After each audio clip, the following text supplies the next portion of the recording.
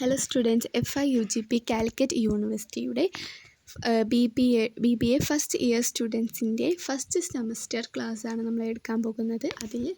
അതിൽ marketing management എന്ന പേപ്പറാണ് നമ്മളിന്ന് എടുക്കാൻ പോകുന്നത്. ഇവിടെ കൊടുത്തിട്ടുള്ള സിലബസിലെ മാർക്കറ്റിംഗ് എന്താണെന്നും അതുപോലെ തന്നെ മാർക്കറ്റിൻ്റെ നാച്ചേഴ്സും സ്കോപ്പും അതുപോലെ തന്നെ ഇമ്പോർട്ടൻസും ആണ് നമ്മൾ ഈ ക്ലാസ്സിൽ നോക്കാൻ പോകുന്നത്. നമ്മുടെ ഫസ്റ്റ് മൊഡ്യൂളിൻ്റെ പേരാണ് ഇൻട്രൊഡക്ഷൻ ടു മാർക്കറ്റിംഗ്. നമുക്കിവിടെ കാണാം meaning and definition of marketing. മാർക്കറ്റിന് ഡിഫറെൻറ്റ് ടൈപ്സ് ഓഫ് മീനിങ്സ് ഉണ്ട്. അതിൽ market is the business of moving goods and services from the producers to consumer. അതായത് ഗുഡ്സും സർവീസസും മാർക്കറ്റിലൂടെയാണ് പ്രൊഡ്യൂസർ ആരുടെ കൈകളിലേക്ക് എത്തിക്കുന്നത്? കൺസ്യൂമറിൻ്റെ കയ്യിലെത്തിക്കുന്നത്. അതാണ് ഈ ഡെഫിനിഷൻ പറയുന്നത്. അതുപോലെ തന്നെ മാർക്കറ്റിംഗ് ഡെഫിനിഷനെ നമ്മൾ മൂന്നായിട്ട് ക്ലാസിഫിക്കേഷൻ ചെയ്തിട്ടുണ്ട്. പ്രൊഡക്റ്റ് ഓറിയൻറ്റഡ് ഡെഫിനിഷൻ എന്നും, കസ്റ്റമർ ഓറിയൻറ്റഡ് ഡെഫിനിഷൻ എന്നും, അതുപോലെ തന്നെ വാല്യൂ ഓറിയൻറ്റഡ് ഡെഫിനിഷൻ എന്നും, ഇങ്ങനെ മൂന്നായിട്ട് ക്ലാസിഫിക്കേഷൻ ചെയ്തിട്ടുണ്ട്. അതിലൊന്നാമത്തത് പ്രൊഡക്റ്റ് ഓറിയൻറ്റഡ് ഡെഫിനിഷനാണ്. പ്രൊഡക്റ്റ് ഓറിയൻറ്റഡ് ഡെഫിനിഷന് ഡെവലപ്പ് ചെയ്തിട്ടുള്ളത് അമേരിക്കൻ മാർക്കറ്റിംഗ് അസോസിയേഷനാണ്. പ്രൊഡക്റ്റ് ഓറിയൻറ്റഡ് ഡെഫിനിഷൻ കൂടുതലായിട്ട് എംഫസൈസ് ചെയ്യുന്നത് പ്രൊഡക്റ്റാണ്. അതുപോലെ തന്നെ കസ്റ്റമർ ഓറിയൻറ്റഡ് ഡെഫിനിഷൻ കൂടുതലായിട്ട് എംഫസൈസ് ചെയ്യുന്നത് കസ്റ്റമേഴ്സിൻ്റെ സാറ്റിസ്ഫിക്കേഷൻ, കസ്റ്റമേഴ്സിൻ്റെ നീഡ്സും വാണ്ട്സും എന്ത് ചെയ്യുക? സാറ്റിസ്ഫിക്കേഷൻ ചെയ്യുക എന്നതാണ്. വാല്യൂ ഓറിയൻറ്റഡ് ഡെഫിനിഷൻ എന്ന് പറയുന്നത് അതൊരു മോഡേൺ ഡെഫിനിഷനാണ്. കസ്റ്റമേഴ്സിൻ്റെ നീഡ്സും വാണ്ട്സും നമ്മൾ അറിഞ്ഞതിന് ശേഷം അവർക്കനുസരിച്ചുള്ള പ്രൊഡക്റ്റ് പ്രൊഡ്യൂസ് ചെയ്തതിന് ശേഷം അതിൽ നിന്ന് നല്ലൊരു ബെറ്റർ പ്രോഫിറ്റ് ഉണ്ടാക്കുക എന്നാണ് വാല്യൂ ഓറിയൻറ്റഡ് ഡെഫിനിഷൻ പറയുന്നത്. അടുത്തത് നോക്കാൻ പോകുന്നത് നാച്ചേഴ്സ് ഓഫ് മാർക്കറ്റാണ്. ഈ നാച്ചേഴ്സ് ഓഫ് മാർക്കറ്റ് എന്ന് പറയുമ്പോൾ മാർക്കറ്റിൻ്റെ ക്യാരക്ടറും ഫീച്ചേഴ്സും ഒക്കെ അതിൽ ഉൾപ്പെടുന്നത് തന്നെയാണ്. ഒന്നാമത്തേത് market is the function of whole organisation. അതായത് എന്താണ്? എല്ലാ ഓർഗനൈസേഷനും മാർക്കറ്റിലൂടെ തന്നെയാണ് എന്ത് ചെയ്യുന്നത്? പ്രവർത്തിക്കുന്നത് എന്നാണ് പറയുന്നത്. അടുത്തത് market is the base of marketing research. അതായത് കസ്റ്റമേഴ്സിൻ്റെ നീഡ്സ് എന്താണ്? എപ്പോഴും ചേഞ്ച് ആയിക്കൊണ്ടേ ഇരിക്കും. അപ്പോൾ മാർക്കറ്റ് അതെന്ത് അണ്ടർസ്റ്റാൻഡ് ചെയ്യണം. അതാണ് മാർക്കറ്റിംഗ് റിസർച്ച് എന്നതുകൊണ്ട് പറയുന്നത്. മൂന്നാമത്തെ പോയിൻ്റാണ് market is a social process. നാലാമത്തെ point market is the pervasive. അഞ്ചാമത്തെ point market is the goal oriented. ആറാമത്തെ point marketing starting and ending with consumer. ഏഴാമത്തെ പോയിൻ്റ് മാർക്കറ്റ് ക്രിയേറ്റിംഗ് വാല്യൂ. എട്ടാമത്തെ point market is the universal. പത്താമത്തെ point market is a science as well as art. പത്താമത്തെ point market is the dynamic. Dynamic എന്ന് പറയുന്നത് market നമ്മൾ പറഞ്ഞു കസ്റ്റമേഴ്സിൻ്റെ നീഡ്സും വാണ്ട്സും എപ്പോഴും change ആയിക്കൊണ്ടിരിക്കും. അപ്പോൾ എന്താണ്? മാർക്കറ്റ് എപ്പോഴും ചേഞ്ച് ആയിക്കൊണ്ടിരിക്കണം. 11ാമത്തെ point market is the consumer oriented. 12ാമത്തെ point marketing is the proactive. 13ാമത്തെ point marketing is the creating utility. ഇതിലൊരു 10 പോയിൻ്റെങ്കിലും നമ്മൾ പഠിച്ചാൽ മതി. 13 ഉണ്ട്, അതിൽ നിന്ന് 10 എണ്ണമെങ്കിലും മാക്സിമം പഠിക്കാൻ നോക്കാം. അടുത്തത് സ്കോപ്പ് ഓഫ് മാർക്കറ്റിംഗ് ആണ് നമ്മൾ നോക്കാം. സ്കോപ്പ് ഓഫ് മാർക്കറ്റിംഗ് എന്ന് പറയുന്ന ടോപ്പിക്ക് ഈ ചാപ്റ്ററിൽ ഏറ്റവും ഇമ്പോർട്ടൻ്റ് ആയിട്ടുള്ളൊരു ടോപ്പിക്കാണ്. സ്കോപ്പ് ഓഫ് മാർക്കറ്റിംഗ് നമുക്ക് അണ്ടർസ്റ്റാൻഡ് ചെയ്യണമെങ്കിൽ നമ്മൾ മാർക്കറ്റിങ്ങിൻ്റെ ഫങ്ഷൻസും അതുപോലെ തന്നെ എന്താണ് ഏരിയ ഓഫ് അപ്ലിക്കബിലിറ്റിയും അറിയണം. അതിലാദ്യം നമുക്ക് മാർക്കറ്റിംഗ് ഫങ്ഷനാണ്. എന്താണ് മാർക്കറ്റിംഗ് ഫങ്ഷൻ എന്ന് നോക്കാം. An act or operation or service by which original producer and the final consumer are linked. ഒരു പ്രൊഡക്റ്റിൻ്റെ മാനുഫാക്ചറിങ് തൊട്ടിട്ട് അതെന്താണ് ആ കൺസ്യൂമറിൻ്റെ കയ്യിലേക്ക് എത്തുന്നത് വരെയുള്ള കാര്യങ്ങളാണ് ഇതിലുണ്ടാവുക. മാർക്കറ്റിംഗ് ഫങ്ഷനിൽ നമ്മൾ പറയാൻ പോകുന്നത്. മാർക്കറ്റിംഗ് ഫങ്ഷനെ 4ആയി തിരിച്ചിട്ടുണ്ട്. അതിൽ ഒന്നാമത്തേതാണ് function of research. Function of research എന്ന് പറയുന്നത് എന്താണ്? മാർക്കറ്റ് സ്റ്റാർട്ട് ചെയ്യുന്നത് തന്നെ എവിടെ നിന്നാണ്? ഫങ്ഷൻ ഓഫ് റിസർച്ചിൽ നിന്നാണ്. അതിലെ ഫസ്റ്റ് പോയിൻ്റാണ് മാർക്കറ്റിംഗ് റിസർച്ച്. മാർക്കറ്റിംഗ് റിസർച്ചിലൂടെ എന്താണ് ബയ്യറിൻ്റെ ഹാബിറ്റ് ഒക്കെ നമുക്ക് അനലൈസ് ചെയ്യാൻ പറ്റുന്നുണ്ട്. അതുപോലെ തന്നെ മാർക്കറ്റിംഗ് റിസർച്ചിലൂടെ നല്ല ആക്യുറേറ്റഡ് ആയിട്ടുള്ള ഇൻഫോർമേഷൻസ് നമുക്ക് ലഭിക്കുന്നുണ്ട്. അതുകൊണ്ട് എന്താണ് മാർക്കറ്റിംഗ് മാനേജേഴ്സിന് ടൈംലി എന്ത് ചെയ്യാൻ പറ്റും? അവരുടെ ഡിസിഷൻസ് എടുക്കാൻ പറ്റും. ബെറ്റർ ആയിട്ടുള്ള ഡിസിഷൻസ് എടുക്കാൻ അവരെ കൊണ്ട് കഴിയും. പ്രൊഡക്റ്റ് പ്ലാനിങ് ആൻഡ് ഡെവലപ്മെൻ്റ് ആണ്. The product must be so deciding and developed that it meeting the requirement of the consumer. ഒരു പ്രൊഡക്റ്റ് ഡിസൈൻ ചെയ്യുമ്പോഴും ഡെവലപ്പ് ചെയ്യുമ്പോഴും അത് ആർക്കാണ്, കൺസ്യൂമറിന് ആവശ്യമുണ്ടോ എന്നൊക്കെ നന്നായിട്ട് നമ്മൾ നോക്കണം. വെച്ചാൽ അതെന്താണ്, പ്ലാനിങ് ആൻഡ് ഡെവലപ്പിംഗ് എന്ന് പറയുന്ന ആ സിസ്റ്റം, പ്രൊഡക്റ്റിൻ്റെ പ്ലാനിങ്ങും ഡെവലപ്പിങ്ങും എന്താണ്, ഈസ് അൺനെസസറി ആണ്, അത്യാവശ്യമാണ്. കൺസ്യൂമറിന് എങ്ങനെയാണത് ഉപയോഗപ്പെടുക എന്നൊക്കെ നമ്മൾ അറിഞ്ഞിരിക്കണം. മാർക്കറ്റിംഗ് ഫങ്ഷൻ്റെ രണ്ടാമത്തേതാണ് function of exchanging. Function of എക്സ്ചേഞ്ചിങ്ങിലെ ബൈയിങ് ആണ്. ബൈയിങ് എന്ന് പറയുമ്പോൾ എന്താണ്, നമുക്ക് ഒരു പ്രൊഡക്റ്റ് ഉണ്ടാക്കാനായിട്ട് എന്ത് വേണ്ടി വരും, റോ മെറ്റീരിയൽസ് ആവശ്യമായി വരും. അതിൻ്റെ പർച്ചേസിങ്ങിനെയാണ് ഇവിടെ ബൈയിങ് എന്ന് പറയുന്നത്. അടുത്തതാണ് അസംബ്ലിങ്. അസംബ്ലിങ് എന്ന് പറയുന്നത് ഇങ്ങനെ വാങ്ങിച്ചിട്ടുള്ള റോ മെറ്റീരിയൽസ് പല പ്ലേസിൽ നിന്നായിരിക്കും നമ്മൾ വാങ്ങിയിട്ടുണ്ടായിരിക്കുക. അത് എല്ലാം ഒരുമിച്ച് കൊണ്ടുവരുന്നതിനെയാണ് നമ്മൾ എന്ത് പറയുന്നത്, അസംബ്ലിങ് എന്ന് പറയുന്നത്. അടുത്ത പോയിൻ്റാണ് സെല്ലിങ്. സെല്ലിങ് എന്താണ്, മാർക്കറ്റിങ്ങിൻ്റെ ബേസിക് ഒബ്ജക്റ്റ് എന്ന് പറയുന്നത് എന്താണ്, സെല്ലിങ് ആണ്. ഗുഡ്സും സർവീസും സെല്ല് ചെയ്തിട്ട് അവിടുന്ന് നമ്മൾ എന്ത് മേക്ക് ചെയ്യും, പ്രോഫിറ്റ് മേക്ക് ചെയ്യും. അടുത്ത ഫങ്ഷനാണ് ഫങ്ഷൻ ഓഫ് ഫിസിക്കൽ സപ്ലൈ. അതിൽ ട്രാൻസ്പോർട്ടേഷൻ എന്ന് പറയുന്നത് ഒരു ഫിസിക്കൽ മൂവ്മെൻ്റ് ആണ്. ഗുഡ്സിൻ്റെയും റോ മെറ്റീരിയൽസിൻ്റെയും എന്താണ്, ഒരു ഫിസിക്കൽ മൂവ്മെൻറ്റിനെയാണ് ട്രാൻസ്പോർട്ടേഷൻ എന്ന് പറയുന്നത്. അതിൽ ബി ആണ് സ്റ്റോറേജ് ആൻഡ് വെയർ ഹൗസിങ്. അതായത് നമ്മളിപ്പോൾ അധികം ഉണ്ടാക്കിയ സാധനങ്ങളൊക്കെ എന്ത് ചെയ്യുക, സ്റ്റോർ ചെയ്ത് വെക്കാൻ ഉള്ള സ്ഥലങ്ങളെയാണ് നമ്മൾ വെയർ ഹൗസസ് എന്നൊക്കെ പറയുന്നത്. അത് തന്നെയാണ് ഇവിടെ പറയുന്നത്, സ്റ്റോർ ചെയ്ത് വെക്കുക. ഇങ്ങോട്ട് അതെന്താണ്,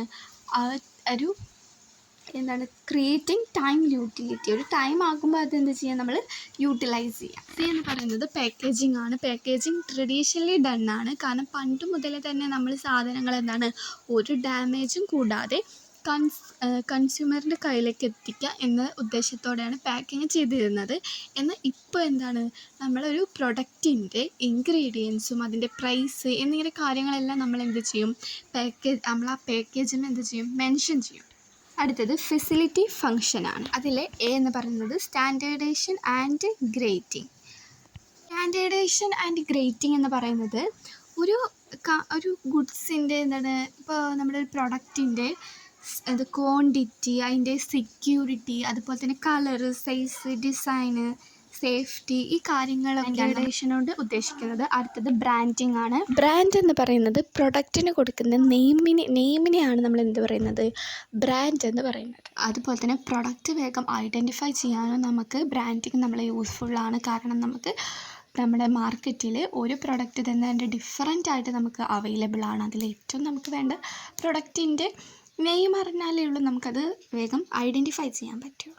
അപ്പോൾ ബ്രാൻഡ് നമ്മളെ ഹെൽപ്പ് ചെയ്യുന്നുണ്ട്. അടുത്തത് പ്രൈസിങ് ആണ്. പ്രൈസിങ് എന്ന് പറയുന്നത് എക്സ്ചേഞ്ചിങ് വാല്യൂ ആണ്. അത് നമ്മൾ ഏത് ടേമുമായിട്ടാണ് റെപ്രസെൻറ്റ് ചെയ്യുന്നത്, മണി എന്ന ടേമുമായിട്ടാണ് പ്രൈസിനെ നമ്മൾ റെപ്രസെൻറ്റ് ചെയ്യുന്നത്. അടുത്തത് മാർക്കറ്റിംഗ് ഇൻഫോർമേഷൻസ് ആണ്. ഒരു സക്സസ് ആയിട്ടുള്ള മാർക്കറ്റ് കറക്റ്റ് ടൈമിൽ തന്നെ എടുക്കണം, ഡിസിഷൻസ് എടുക്കണം. അതിന് ഹെൽപ്പ് ചെയ്യുന്നത് എന്താണ്, മാർക്കറ്റിംഗ് ഇൻഫോർമേഷൻസ് ആണ്.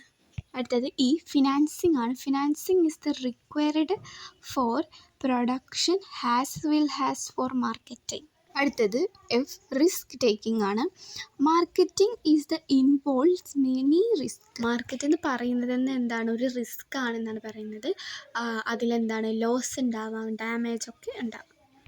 അടുത്തതാണ് പ്രൊമോഷൻ എന്ന് പറയുമ്പോൾ എന്താണ്, കസ്റ്റമറുമായിട്ടുള്ള കമ്മ്യൂണിക്കേഷനെയാണ് നമ്മൾ എന്ത് പറയുന്നത്, പ്രൊമോഷൻ എന്നതുകൊണ്ട് ഉദ്ദേശിക്കുന്നത്. വെച്ചാൽ അഡ്വർടൈസ്മെൻ്റ് ഒക്കെ ഒരു പ്രൊമോഷൻ തന്നെയാണ്. അങ്ങനെ നമ്മുടെ മാർക്കറ്റിംഗ് ഫങ്ഷൻ കഴിഞ്ഞു. അടുത്തത് ഏരിയ ഓഫ് അപ്ലിക്കബിലിറ്റി ആണ്. ഏരിയ ഓഫ് അപ്ലിക്കബിലിറ്റി എന്ന് പറയുന്നത് നമ്മൾ എങ്ങനെയൊക്കെയാണ് മാർക്കറ്റിനെ നമ്മൾ യൂസ് ചെയ്യുന്നത് എന്നാണ് പറയുന്നത്. ഒന്നാമത്തേത് ഗുഡ്സ് ആണ്. പ്രൊഡ്യൂസേഴ്സ് എങ്ങനെയാണ് മാർക്കറ്റ് യൂസ് ചെയ്തിട്ടാണ് പ്രൊഡ്യൂസേഴ്സ് ഗുഡ്സ് കസ്റ്റമേഴ്സിൻ്റെ കയ്യിലേക്ക് എത്തിക്കുന്നത്. രണ്ടാമത് സർവീസാണ്. Service also come under the scope of marketing. മാർക്കറ്റിൻ്റെ അണ്ടറിലുള്ള ഒരു സ്കോപ്പാണ് സർവീസ് എന്ന് പറയുന്നത്. സർവീസ് എന്ന് പറയുന്നത് എന്താണ്, അതൊരു ഇൻടാഞ്ചിബിൾ ആണ്. ബിക്കോസ് നമുക്കത് സ്പർശിക്കാനോ അതേപോലെ കാണാനോ ഒന്നും നമുക്ക് കഴിയില്ല സർവീസ്. അത് നമുക്ക് എന്താണ് പ്രൊവൈഡ് ചെയ്യാണ്, അവരുടെ നോളേജ് പ്രൊവൈഡ് ചെയ്യാണ്.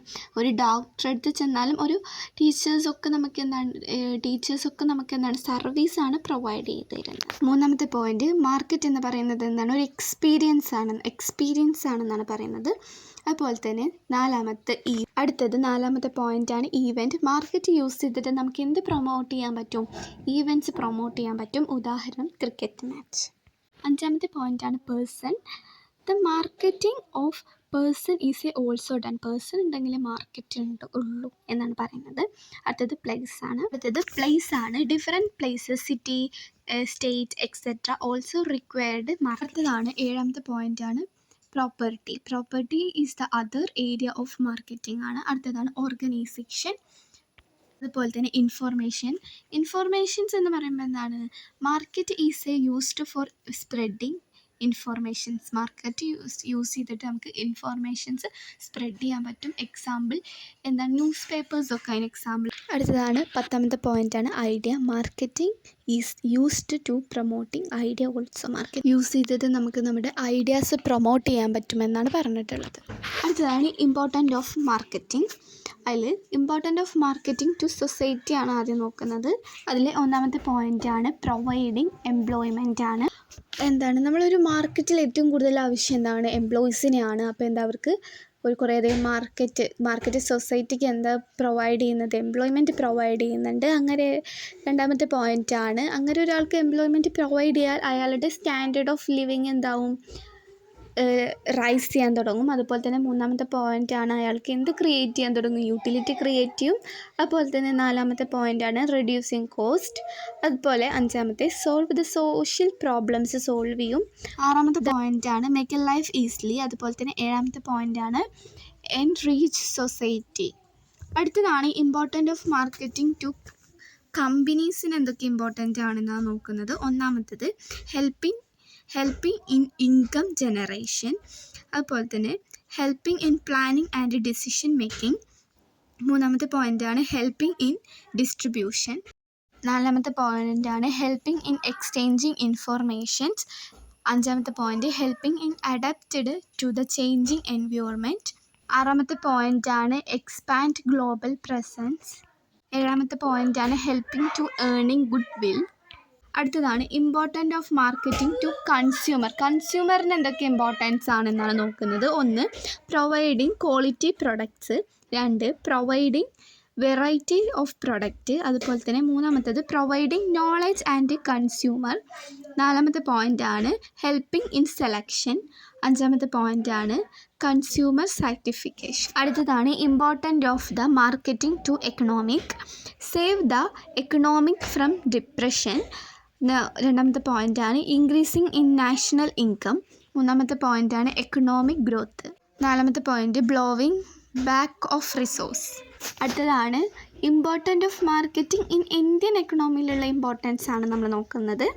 ഒന്ന്, increasing the employment opportunities, balanced growth of economic, increasing per capital income, increasing in sales of goods, increasing in profit, developing of the meaning of the transportation and communication, developing of the meaning of the warehouses, developing of the new media and advertisement and sales promotion, developing of the banking and insurance, developing of new means of finance, improvement in the standard of life, industry developing, maximum utilization of the available resource, increasing in exports, increasing in national income.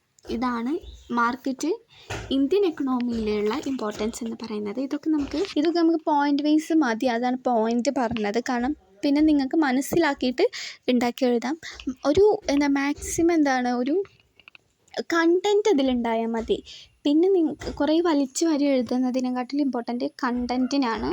അപ്പോൾ okay students, ഇത്രയും നേരം എടുത്ത ക്ലാസ്സിൽ വല്ല മനസ്സിലാവാതിരിക്കുകയാണെങ്കിൽ എന്തെങ്കിലും പോരായ്മ ഉണ്ടെങ്കിൽ അത് കമൻറ്റായിട്ട് അറിയിക്കുക. അതുപോലെ ലൈക്കും സബ്സ്ക്രൈബും ചെയ്ത് ചാനൽ സപ്പോർട്ട് ചെയ്യിപ്പിക്കുക.